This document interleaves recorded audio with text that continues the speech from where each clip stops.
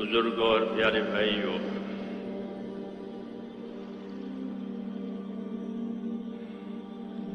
ہمارا سننا بولنا یہ اللہ کی عبادت ہے، کوئی رسم نہیں، کوئی رواج نہیں۔ کہ بولنا سننا یہ اللہ کی عبادت بنے، یہ ہماری ذمہ داری ہے۔ اس لیے میں بھی اور آپ بھی اس کو اللہ کی عبادت بنائیں۔ عبادت بنتی ہے صحیح نیت سے، صحیح طریقے سے،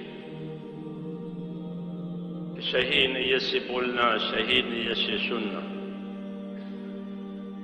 کہ ہر بات کرنے والے سے پوچھا جائے گا قیامت میں کہ کیا بات کی تھی، کس لیے بات کی تھی، کس غرض سے بات کی تھی۔ ایسے سننے والوں سے بھی کہ جو بات سنی تھی وہ بات پہنچی تھی، اس کا کتنا حق ادا ہوا۔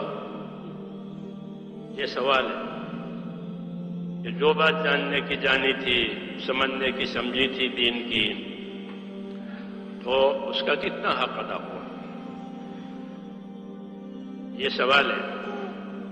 نبیوں سے بھی پوچھا جائے گا کہ آپ نے کیا کیا، آپ نے کیا بتایا۔ وَلَنَسْأَلَنَّ الَّذِينَ أُرْسِلَ إِلَيْهِمْ وَلَنَسْأَلَنَّ الْمُرْسَلِينَ۔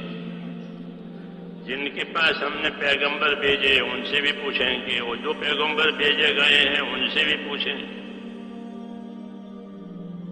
جی ہاں، تو ایک مسئلہ ہے یہ بڑا پوچھ تاچھ کا۔ جی ہاں، پوچھ تاچھ ہوگی، اس لیے اپنے آپ کو سنبھالنا ہے۔ اور دین چونکہ آسان ہے،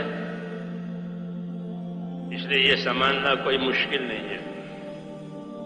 دین اس لیے آسان ہے کہ اللہ تعالیٰ دین صحیح نیت پر دے گا۔ نیت کوئی مشکل نہیں ہے کہ اللہ کو راضی کرنے کی نیت، کہ میرا اللہ مجھ سے راضی ہو جائے اور میری آخرت بن جائے۔ یہ ہوتی ہے نیت ایمان والی کی، کہ میرا اللہ مجھ سے راضی ہو جائے۔ اللہ کا راضی ہونا بڑی بات، وَرِضْوَانٌ مِّنَ اللَّهِ اکبر۔ کہ اللہ کا راضی ہو جانا یہ سب سے بڑی بات ہے۔ اور اپنی آخرت بنانی ہے، یہ ہماری بڑی ضرورت ہے، بڑی ضرورت کہ میری آخرت بنے۔